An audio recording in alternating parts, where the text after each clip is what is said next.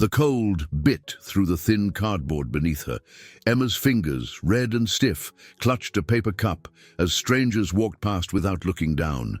She was 18 years old. She should have been celebrating her birthday with cake and presents. Instead, she sat on a frozen sidewalk in Seattle, begging for coins to buy something warm to eat. $3 million. That's what her grandfather had put aside for her. Money that should have changed her life the moment she turned 18. Money that had vanished like smoke. Richard Whitmore stepped out of his black car that November afternoon, his expensive shoes clicking against the wet pavement. He was in Seattle for a business meeting, his mind occupied with contracts and numbers.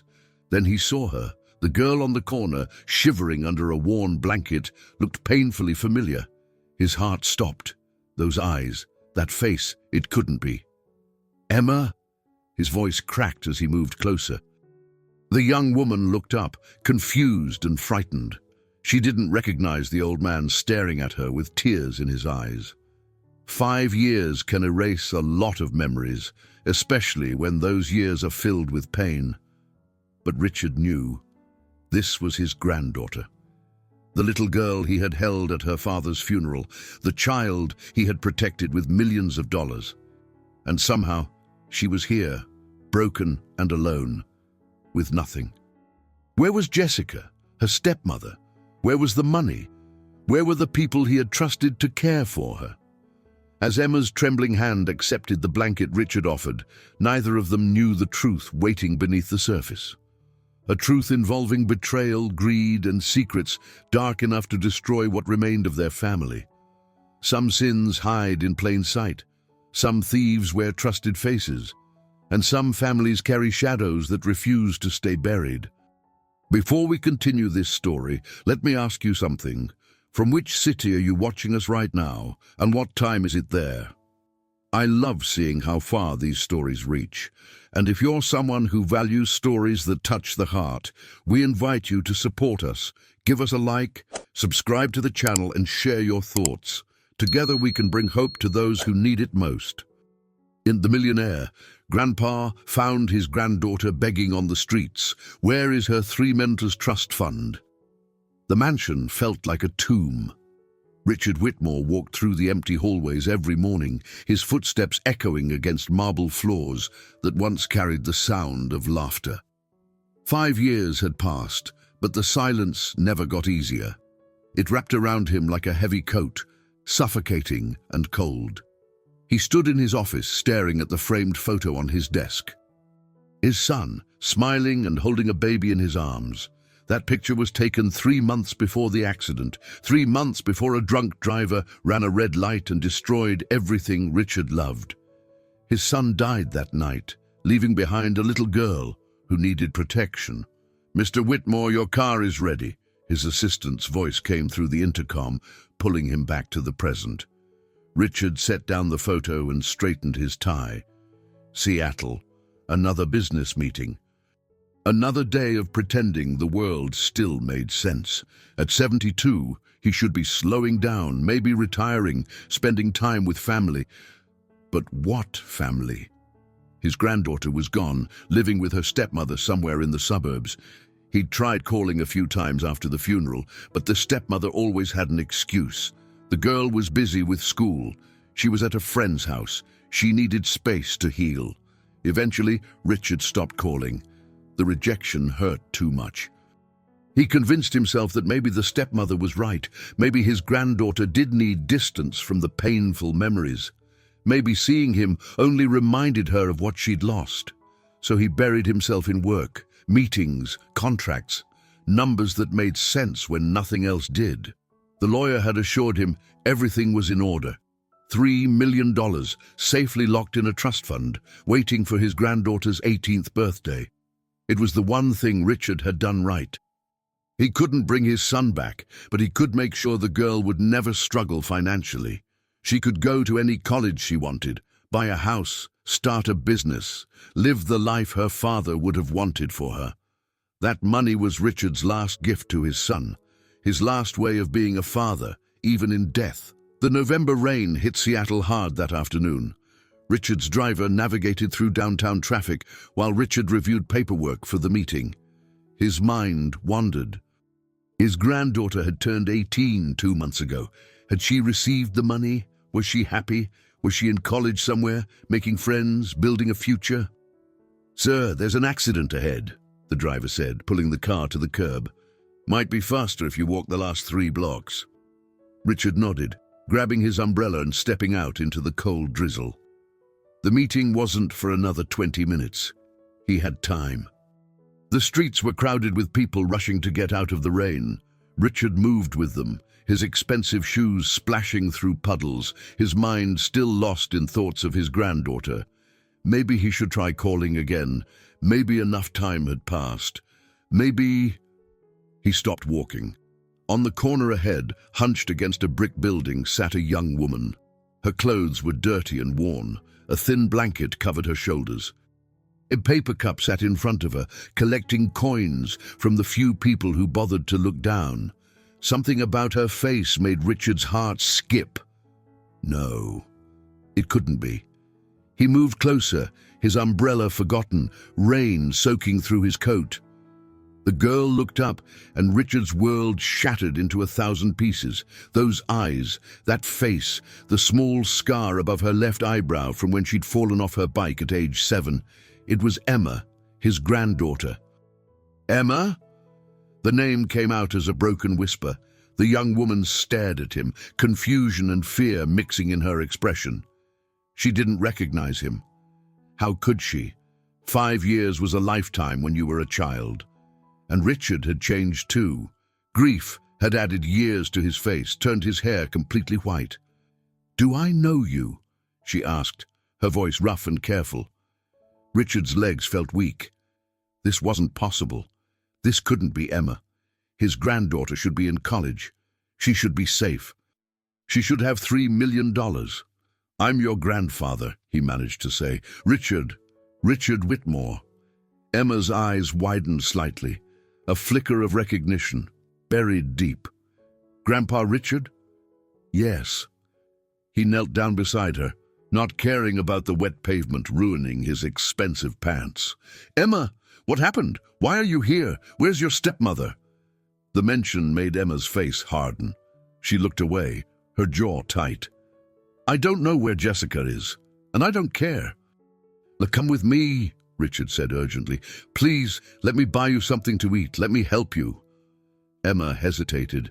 Every instinct probably told her to run. But the rain was getting heavier, and she was shivering, and maybe, somewhere deep down, she remembered being safe in her grandfather's arms. "Okay," she whispered finally. 20 minutes later, they sat in a small diner, warm and dry.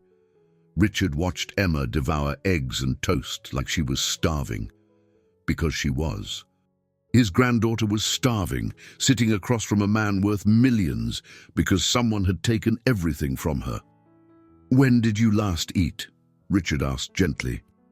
Emma shrugged, not meeting his eyes. "Yesterday morning. Someone gave me half a sandwich." Each word was a knife in Richard's chest. "Emma, I need you to tell me what happened. All of it." And slowly, piece by piece, the story came out. Her stepmother Jessica had thrown her out a week after her 17th birthday. The locks changed, her belongings in trash bags. The police called when Emma tried to come back. Months of shelters and streets, cold nights and dangerous men, hunger and fear and complete abandonment. "But the trust fund," Richard interrupted, his voice shaking. "You should have the money now. You turned 18. You should have access to everything." Emma's laugh was bitter and broken. "Jessica said there was no money. She said you blamed me for Dad's death. Said you cut us off completely." The room spun. Richard gripped the table edge to steady himself. "That's a lie. Emma, I never blamed you. I loved your father more than anything, and I love you. I set aside $3 million for you. It should have been released on your birthday." For the first time, real emotion cracked through Emma's careful mask. $3 million. "Yes." Richard pulled out his phone with trembling hands. I'm calling my lawyer right now." The conversation that followed confirmed Richard's worst fears. The account was nearly empty. Systematic theft over 18 months. Forged documents. A fake corporate account using Richard's name. Someone had planned this carefully, patiently stealing from a child who had no idea she was being robbed. When Emma heard the truth, something inside her broke. 5 years of holding everything together, and it all came crashing down. She cried like a lost child, and Richard held her, making promises he swore he would keep. He would find whoever did this. He would get the money back. He would make sure Emma never suffered again. But as he held his sobbing granddaughter in that small diner, Richard didn't know that the betrayal went deeper than Jessica. He didn't know that someone in his own circle had helped plan this crime. He didn't know that his own sister had watched Emma suffer and done nothing. And he didn't know that finding the truth would cost him more than money. It would cost him everything he thought he knew about the people he trusted most. From which city are you watching us? I'd love to know how far Emma's story is reaching. The millionaire. Grandpa found his granddaughter begging on the streets. Where is her 3 men trust fund? Richard stood in the doorway of the guest bedroom, watching Emma sleep. She'd showered for the first time in weeks, and now she lay curled under clean blankets in his hotel suite, looking small and fragile. The doctors had checked her over that evening. Malnourished, dehydrated, minor infections from sleeping in unsanitary conditions. Nothing permanent, they said, but Richard saw the damage that went deeper than medicine could reach. He'd offered to take her back to his mansion in Boston immediately, but Emma had refused. Too far, she'd said. Too fast. She needed to stay in Seattle for now. There were people she had to find, things she had to collect from her hiding spots. A life she couldn't just abandon, even if that life had been built on survival and fear. So Richard had checked them into the best hotel in downtown Seattle and made a decision. He wasn't leaving until Emma was ready. Business could wait. Everything could wait. His granddaughter needed him, and this time he wouldn't fail her. The next morning, Emma woke to the smell of pancakes and coffee. Richard had ordered enough breakfast for 5 people, not knowing what she liked anymore. She sat at the table in borrowed clothes, sweatpants and a sweater Richard had bought from the hotel gift shop, and stared at the food like it might disappear. "Eat as much as you want," Richard said gently, sitting across from her. "And when you're ready, we need to talk about what happens next." Emma picked up a fork, her hand shaking slightly. "What do you mean?" "I've hired a private investigator," Richard explained. "Her name is Claire Thompson. She's one of the best in the country. She's going to help us find Jessica and Daniel, and she's going to help us get your money back." "And then what?" Emma asked quietly. "When you find them, what happens to me?" The question broke Richard's heart. She still didn't understand. She still thought she might end up back on the streets. "And then you come home with me," Richard said firmly, "to Boston. You'll have your own room, your own space. You can go to college if you want, or take time to heal. Whatever you need. Emma, you're my family. You're all I have left. I'm not letting you go again." Emma's eyes filled with tears, but she blinked them back. "You don't know me anymore. I'm not the kid you remember. I've done things just to survive. She stopped, her voice catching. Richard reached across the table and took her hand. "I don't care what you've had to do. None of this is your fault. You were a child, and the adults who should have protected you failed. That ends now." Before Emma could respond, there was a knock at the door. Richard opened it to find a woman in her late 30s, dressed in dark jeans and a leather jacket, with sharp eyes that missed nothing. "Mr. Whitmore, I'm Claire Thompson." Richard invited her in. Claire sat down, pulled out a tablet, and got straight to business. "I've started preliminary research on Jessica Martinez," Claire began. "She disappeared from her rental house 3 weeks ago. Neighbors say she left in the middle of the night. No forwarding address. Her phone has been disconnected, but I found something interesting. She's been using credit cards registered to a business called Whitmore Holdings Secondary Investment Fund."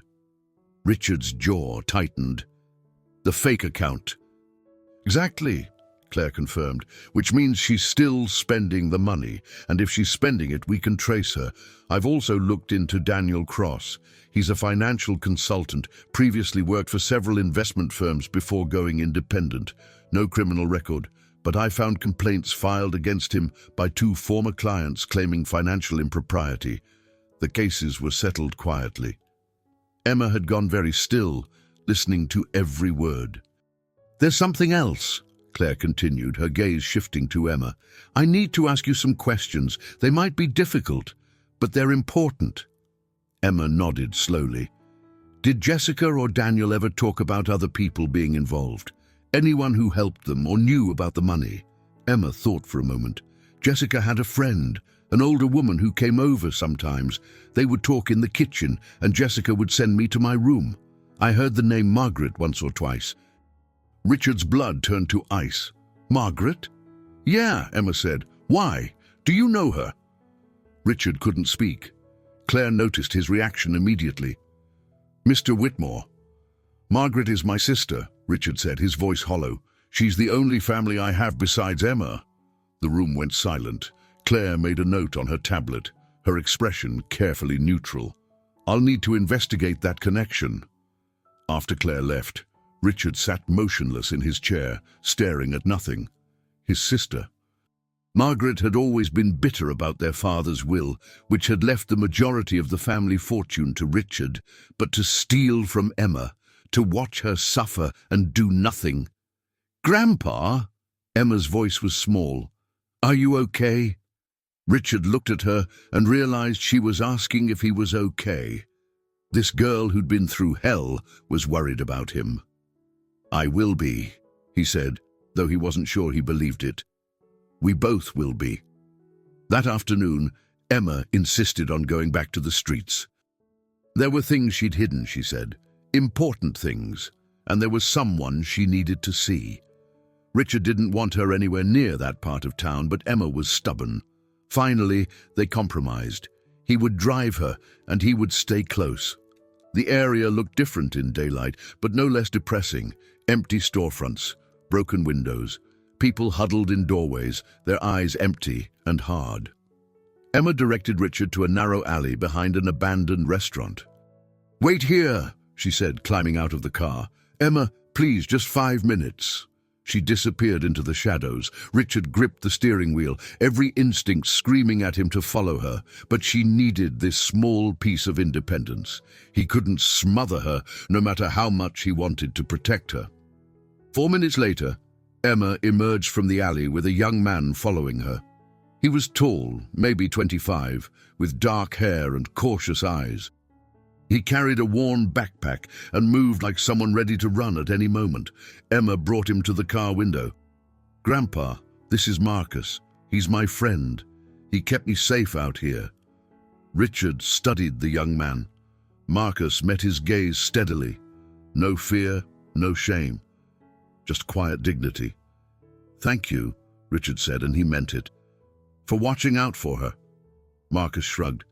Emma's good people. She helped me too. Marcus needs help, Emma said suddenly.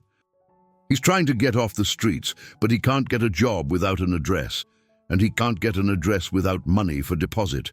It's this whole impossible circle. Richard saw where this was going. What do you need? Marcus shifted uncomfortably. I don't want charity. It's not charity, Richard said. Emma cares about you. That makes you important to me. I'm staying at the Grand Hotel downtown. Come by tomorrow morning. We'll figure something out. Marcus looked at Emma, who nodded encouragement. Okay, he said finally. Thank you. After Marcus left, Emma got back in the car, clutching a small, dirty backpack. She opened it carefully and pulled out a worn teddy bear and a photograph. My dad gave me this bear when I was 5, she said softly. And this picture, it's the last one of all of us together.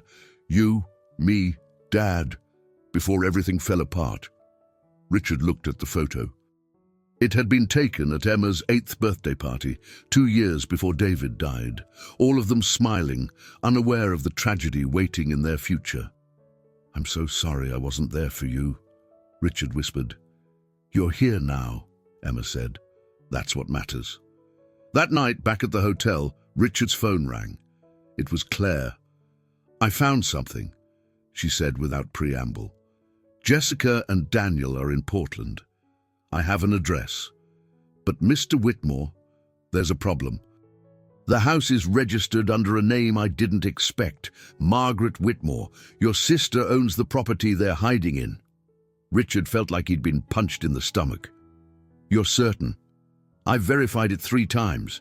She bought the house 6 months ago, paid in cash. Mr. Whitmore, your sister isn't just connected to this. She's been actively helping them hide." On days after the call ended, Richard sat in the darkness of his hotel room, trying to understand how his own sister could betray him so completely. Margaret had attended David's funeral. She'd hugged Emma. She'd looked Richard in the eye and offered condolences, all while planning to rob his granddaughter blind. In the next room, Emma slept peacefully for the first time in months, trusting that her grandfather would keep her safe. And Richard made another promise to himself. He would confront Margaret. He would look his sister in the eye and demand answers. He would make her face what she'd done. But he didn't know that Margaret had been watching them since the moment he'd found Emma. He didn't know that she'd already called Jessica to warn her, and he didn't know that by getting closer to the truth, he was putting Emma in more danger than ever. Some family bonds hide poison beneath the surface. Some betrayals are too deep to forgive, and some truths, once spoken, can never be taken back. The storm was coming, and it would tear apart everything Richard thought he knew about the people he loved. The millionaire grandpa found his granddaughter, begging on the streets. "Where is her $3 million trust fund?" Richard stood outside his sister's Boston townhouse, his hand frozen inches from the doorbell. He'd left Emma with Marcus at the hotel, both of them under the watchful eye of hotel security. Claire had advised against this confrontation, said it could compromise the investigation, but Richard needed to hear the truth from Margaret's own lips. He needed to understand why. The door opened before he could knock. Margaret stood there, perfectly composed in a silk blouse and pearls, looking like she'd been expecting him. "Hello, Richard," she said calmly. "I wondered when you'd come." "You knew?" Richard's voice came out strangled. "You knew I'd find out?" Margaret stepped aside, gesturing for him to enter. "Come in. We should talk privately." The townhouse was exactly as Richard remembered. Expensive furniture, tasteful art, everything arranged to project wealth and status. Margaret had always cared about appearances. Their father used to say she valued looking successful more than actually being successful. "Would you like tea?" Margaret asked, as if this were a social visit. "I want the truth," Richard said, his hands shaking with barely controlled rage. "How could you do this? How could you help them steal from Emma?" Margaret's calm expression didn't change. She sat down gracefully on the sofa, crossing her legs. "You really don't understand, do you? You never did." "Understand what?" "That money should have been mine." Her voice was cold, matter of fact. "Father's will was a mistake. He left you everything because you were the son, the heir. I worked just as hard, sacrificed just as much, but I got nothing. Do you know what that feels like, Richard? To be invisible in your own family?" Richard stared at his sister like he was seeing a stranger. "So you stole from my granddaughter, a child. How does that make anything right?" "She wasn't supposed to suffer," Margaret said, and for the first time something flickered across her face. Guilt, regret. Jessica promised she would take care of Emma. The plan was simple. Take the money gradually, enough that you wouldn't notice immediately. And by the time you did, Jessica would be gone and Emma would be 18. Old enough to fend for herself. Old enough to fend for herself. Richard's voice rose. "I found her begging on the street. She was starving, Margaret, starving." Margaret's composure cracked slightly. That wasn't supposed to happen. Jessica was supposed to keep her until she turned 18. "I didn't know she'd throw Emma out early. I didn't know—" You didn't know because you didn't care enough to check, Richard shouted. You took the money and walked away. You saw Emma at David's funeral. You hugged her. You looked me in the eye and said you'd always be there for our family. And all of it was a lie. Don't you dare judge me, Margaret snapped, her own anger finally showing. You've had everything handed to you your entire life. The company, the inheritance, father's respect. What did I get? A trust fund that barely covers this house. You never struggled, Richard. You never had to fight for scraps while watching someone else feast. So you decided to make a child pay for your resentment? Margaret stood up, her hands clenched into fists. I made a mistake, I admit that, but don't pretend you're innocent in this. You abandoned Emma too. Where were you for 5 years? Why didn't you check on her? Why didn't you fight when Jessica kept making excuses? The words hit Richard like physical blows because they were true. He had abandoned Emma. He'd been so lost in his grief over David that he'd failed to protect David's daughter. You're right, Richard said quietly. I failed her, but I'm here now, and I'm going to make this right. Tell me where Jessica is. Tell me how to get Emma's money back. Margaret laughed, a bitter sound. You think it's that simple? The money's gone, Richard. Jessica and Daniel spent it. Investments that failed, casino debts, a lifestyle neither of them could actually afford. There's maybe 400,000 left, scattered across different accounts. 400,000 out of 3 million. They were idiots, Margaret said flatly. I told Jessica to be careful, to invest wisely. But Daniel had delusions of being a high roller. He thought he could double the money in Vegas. Instead, he lost almost everything. Richard felt sick, and you just watched this happen. By the time I realized how bad it was too late. I cut ties with them months ago, told them they were on their own. But you let them hide in your Portland house. Margaret's eyes widened slightly. How did you? I hired an investigator. A good one. She found everything, Margaret. The fake accounts, the forged signatures, your involvement, all of it. The color drained from Margaret's face. Richard, you can't go to the police. It would destroy our family name. Father built that name over decades. Think about the scandal. I don't care about the family name, Richard roared. I care about Emma. My granddaughter spent months on the street because of what you did. The best is still to come in this story, and if you want to see how this ends, please subscribe to the channel. You won't regret it. Margaret sank back onto the sofa, suddenly looking old and tired. What do you want from me? I want you to help me get Emma's money back, whatever's left, and I want you to testify against Jessica and Daniel. If I do that, I'll go to prison too. Maybe you should, Richard said coldly. They stared at each other across the perfectly decorated living room. Two siblings who'd grown up in the same house, shared the same parents, and somehow ended up on opposite sides of an unbridgeable divide. There's something else you should know, Margaret said finally. Something about David's accident. Richard went very still. What about it? It wasn't random. The driver who hit him, a man named Tommy Chen, he was one of Daniel's clients. Daniel had convinced him to invest his life savings in a scheme that went bad. Chen lost everything, his house, his marriage, everything. The room seemed to tilt. Are you saying Daniel knew the man who hit my son? I'm saying Chen blamed Daniel for ruining his life. And the night of the accident, he'd been drinking at a bar 2 blocks from Daniel's office. The police report said it was a tragic mistake, a drunk driver who ran a red light. But I always wondered if Chen was looking for Daniel that night. If maybe he saw David's car and thought, "Stop." Richard's voice was barely a whisper. You're telling me my son's death might not have been an accident. I'm telling you there are too many coincidences. Chen knew Daniel. Jessica was already dating Daniel when David died. And 6 months after the funeral, Jessica came to me with the idea to take Emma's money. The timing was too perfect, Richard, like they'd been planning it all along. Richard stumbled backward, his mind reeling.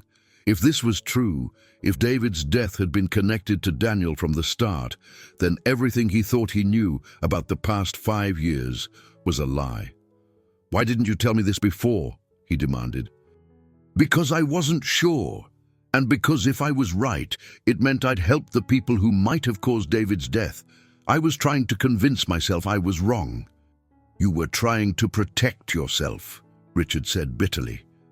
Margaret didn't deny it. Richard pulled out his phone with shaking hands and called Claire. "I need you to investigate a man named Tommy Chen. He was the driver in my son's accident 5 years ago. I need to know everything about his connection to Daniel Cross." After he hung up, he looked at his sister one last time.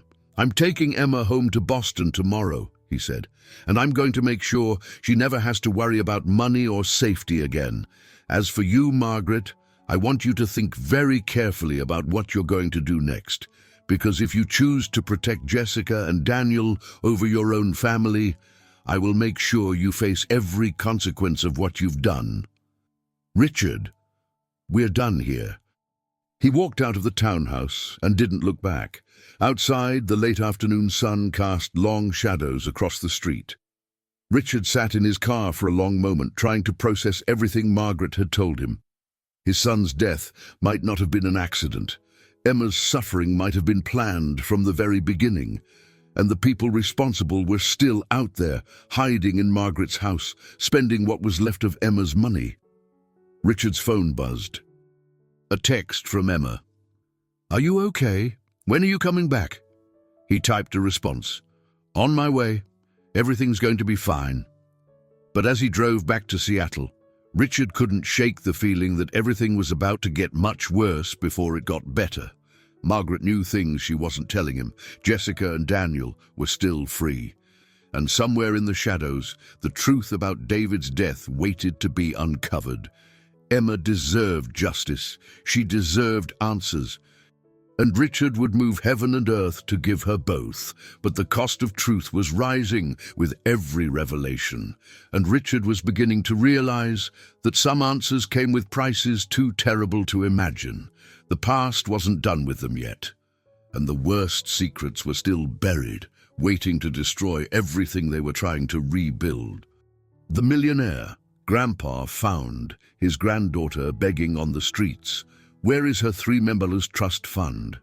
The Portland house sat at the end of a quiet suburban street looking perfectly ordinary. White paint, neat lawn, a red sedan in the driveway. Claire had confirmed that Jessica and Daniel were inside, probably thinking they were safe, hidden away in Margaret's property. They had no idea what was coming. Richard sat in his car half a block away, Emma beside him. He'd tried to convince her to stay at the hotel, but she'd refused. She needed to see this, she'd said. She needed to face the woman who'd thrown her away like trash. "Are you sure about this?" Richard asked for the 3rd time. Emma's jaw was set, her eyes hard. "I'm sure." Claire pulled up in her own vehicle, followed by 2 police officers in an unmarked car. Everything had been arranged carefully. Claire's investigation had uncovered enough evidence for warrants: financial fraud, identity theft, forgery. Jessica and Daniel were going to answer for what they'd done. "Let me go in first," Claire said, walking over to Richard's car. "Once we confirm they're inside and secure the scene, you can come in. But Mr. Whitmore, I need you to stay calm. Don't do anything that could compromise the arrest." Richard nodded, though his hands were clenched so tight his knuckles had gone white. Claire approached the house with the 2 officers. She knocked on the door, waited, knocked again, harder this time. The door opened a crack, and Richard saw a woman's face peer out. Jessica. Older than in the photos he'd seen, with bleached blonde hair and too much makeup. Her expression went from annoyed to terrified in seconds when she saw the police. "Jessica Martinez?" Claire's voice carried across the quiet street. "I'm a private investigator working with the Whitmore family. These officers have a warrant for your arrest." Jessica tried to slam the door, but one of the officers blocked it with his foot. There was shouting from inside the house, a man's voice, Daniel, yelling something Richard couldn't make out. Then everything happened fast. Daniel appeared behind Jessica, trying to push past her toward the back of the house. The officers moved in quickly, one tackling Daniel to the ground, while the other restrained Jessica. Both of them were screaming, Jessica crying about it being a mistake, Daniel demanding a lawyer. Claire waved Richard forward. Emma's hand found Richard's as they walked up the driveway together. Her fingers were ice cold. Inside, the house was a mess. Empty bottles everywhere, fast food containers piled on counters. The air smelled stale and sour. This was where they'd been living while Emma froze on the streets. This was what they'd chosen with her money. Jessica was handcuffed on the couch, mascara running down her face. When she saw Emma, her expression twisted into something ugly. "You!" she spat. "This is all your fault. You ruined everything." Emma flinched, and Richard felt rage surge through him like fire. "Don't you dare speak to her," he said, his voice deadly quiet. "Don't you dare even look at her." "She was a burden," Jessica shrieked. "Do you have any idea what it was like taking care of someone else's kid? I didn't sign up for that. David promised me a good life, and then he died and left me with nothing but his brat daughter and a pile of grief." "You had $3 million, Richard said coldly. "Emma's money, money that was supposed to take care of her." "That money was mine," Jessica screamed. "I raised her for years. I fed her, clothed her, put a roof over her head. I earned that money." "You threw me out," Emma said, her voice shaking but strong. "You changed the locks and called me a stranger. You told me Grandpa hated me. You let me think I had nothing." "Because you didn't," Jessica laughed, a horrible sound. "The money was already gone by then. Daniel lost it all. So what was I supposed to do? Keep pretending, keep feeding you and paying for your school when there was no point?" Daniel, handcuffed and sitting on the floor, finally spoke. "Shut up, Jessica. Don't say anything else." "Why?" Jessica turned on him. "It's over, Daniel. We both know it's over. Might as well tell the truth. Yes, we took the money. Yes, we forged the documents. Margaret helped us set it all up. She wanted to hurt Richard and we needed cash. It was supposed to be perfect." "What about my father?" Emma asked suddenly. "What about the accident?" Jessica's face went blank. "What about it?" "The man who hit him, Tommy Chen, he was Daniel's client." Daniel's expression changed. Just a flicker, but Richard saw it. Guilt, fear. "That was a coincidence," Daniel said quickly. "I had nothing to do with that." "Liar," Emma whispered. Claire stepped forward, holding up her phone. "I spoke to Tommy Chen this morning. He's in prison now, serving time for vehicular manslaughter. He was very interested to hear that Daniel Cross was involved with David Whitmore's family. Very interested. He says he'd be willing to talk about what really happened that night." Daniel's face went gray. "I want a lawyer. I'm not saying anything else." But Jessica wasn't done. Something in her had broken, and the words kept pouring out. "Fine. You want the truth." Daniel owed Tommy Chen an apology. He'd lost Tommy's money in a bad investment, and Tommy was furious. He showed up at Daniel's office that night, drunk and angry. Daniel wasn't there, but he saw David's car in the parking lot. David had come by to talk to me. We were supposed to discuss Emma's schedule. Daniel called me, panicking, saying Tommy was out of control. By the time I got there, it was too late. The crash had already happened. The room went silent. Emma swayed on her feet, and Richard caught her arm. "You knew," Emma said, her voice barely audible. "You knew my father's death wasn't just an accident, and you said nothing?" What was I supposed to say? Jessica's voice had gone flat, emotionless. It was an accident. Tommy was drunk. He ran the light. Daniel didn't force him to do anything.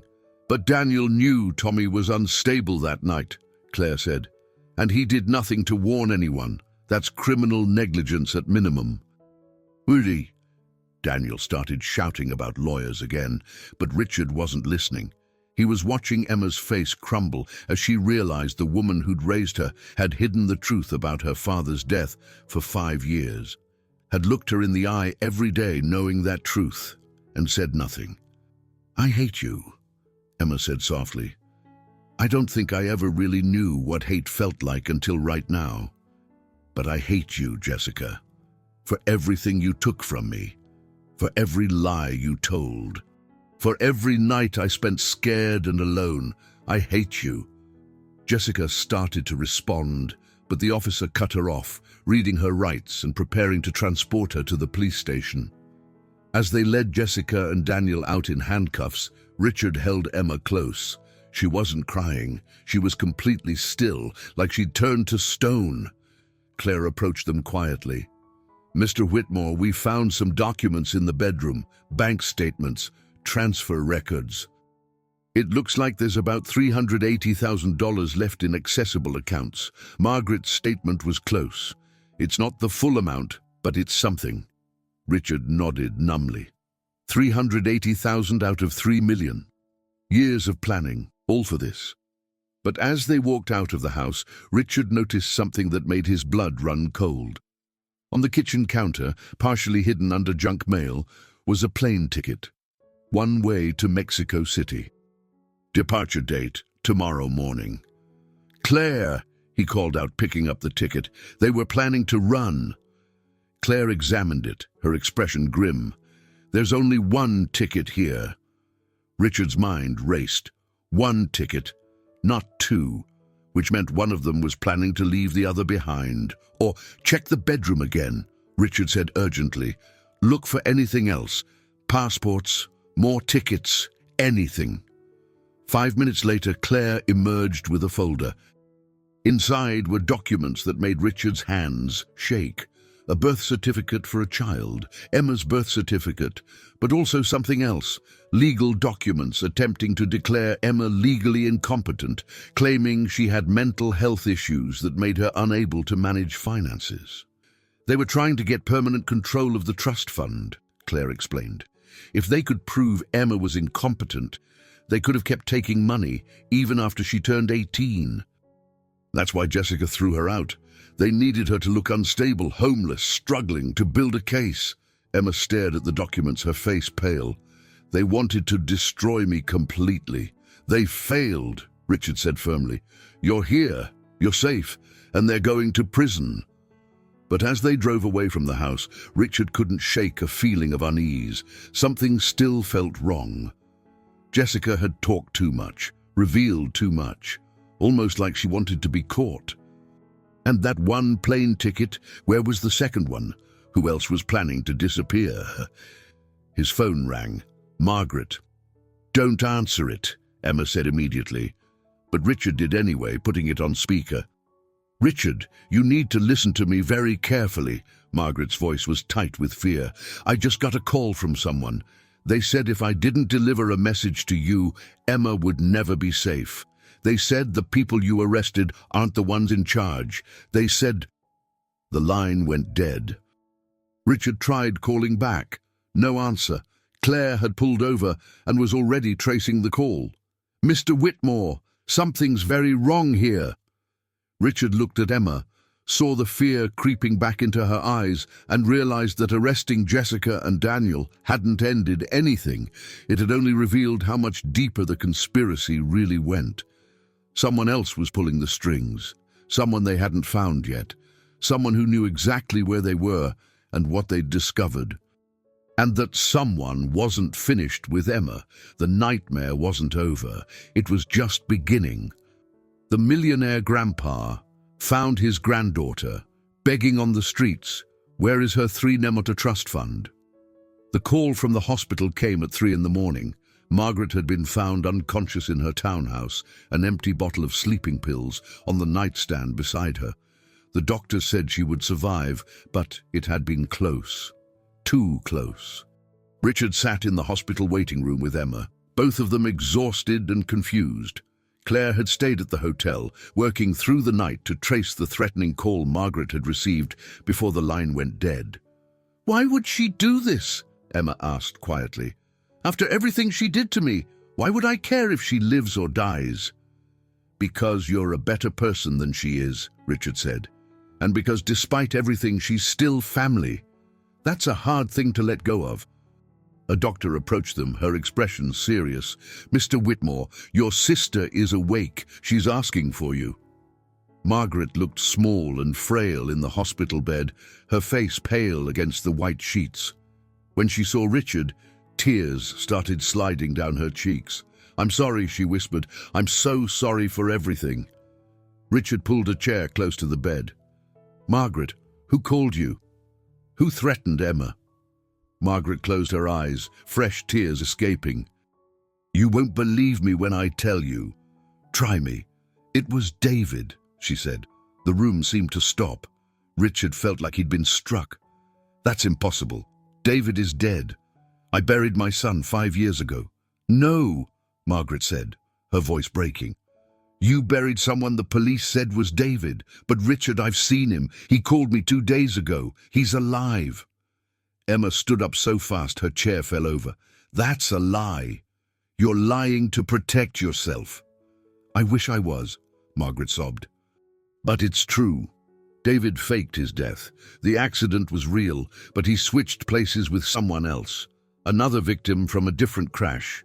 The body was too badly damaged to identify properly. He paid someone to falsify the dental records." Richard couldn't breathe. His mind rejected every word, but something in Margaret's voice, pure terror, made him listen.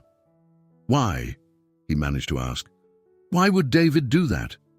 "Because he was in trouble. Serious trouble. He'd been stealing from your company for years, Richard. Small amounts at first, then larger. He owed money to dangerous people, the kind who don't forgive debts. So he staged his death and disappeared, and I helped him." The confession hung in the air like poison. "You helped him fake his death?" Richard's voice was hollow. "You helped him abandon his daughter?" "He promised Emma would be taken care of," Margaret cried. "He said the trust fund would give her everything she needed. He said Jessica would raise her until she was old enough, and then he'd come back. He'd reveal himself and make everything right. But he never came back. And when Jessica and Daniel started taking the money, I thought maybe I could fix it. Maybe I could take what they stole and disappear too. Start over somewhere new, but it all went wrong." Emma was shaking, her face twisted with pain. "My father's alive. He's been alive this whole time and he just left me. He thought he was protecting you," Margaret said desperately. He thought wrong." Richard interrupted, his voice like ice. "Where is he, Margaret? Where is my son?" Before Margaret could answer, the hospital room door opened. Claire stood there, her face grim, with 2 federal agents behind her. "Mr. Whitmore, we need to talk. Now."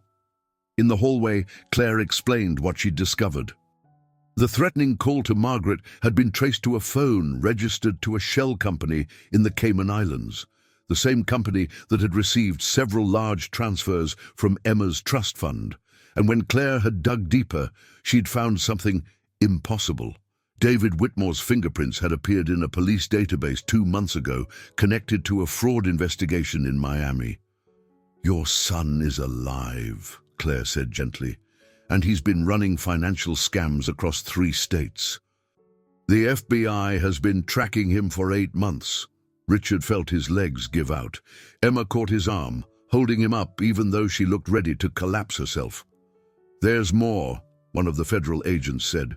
"David Whitmore was arrested this morning in Miami. He was trying to board a plane to the Cayman Islands with $400,000 in cash. Your granddaughter's money, Mr. Whitmore. He was planning to take it and disappear again." Emma made a sound like a wounded animal. "He stole from me.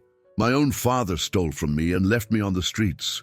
Jessica and Daniel were working with him," the agent continued. "They were supposed to take the money gradually and transfer it to offshore accounts.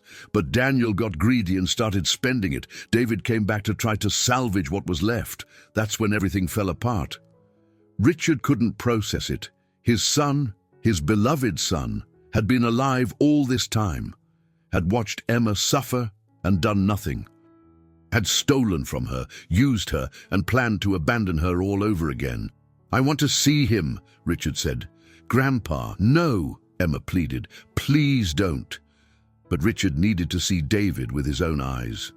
needed to understand how the boy he'd raised could become this monster. 3 days later, Richard sat across from his son in a federal detention center. David looked older, harder, with eyes that held no warmth. He smiled when Richard entered, like this was a friendly visit. "Hello, Dad." "Don't call me that," Richard said, his voice shaking. "You lost the right to call me that when you abandoned your daughter." David's smile faded. "I did what I had to do to survive. You destroyed Emma. Do you understand that? She spent months on the street.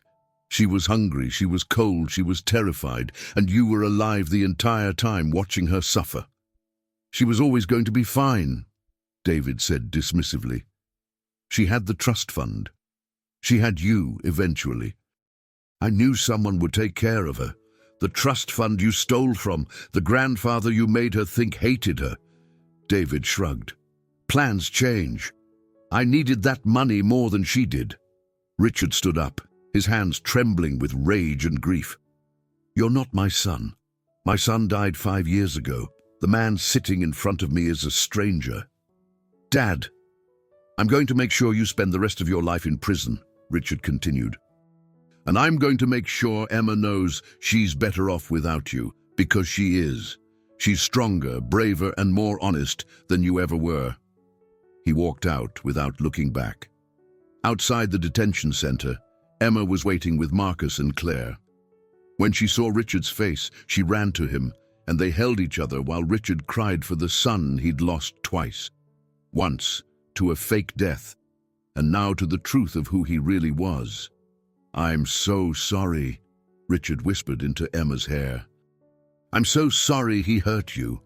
"It's not your fault," Emma said. "You didn't do this. He did."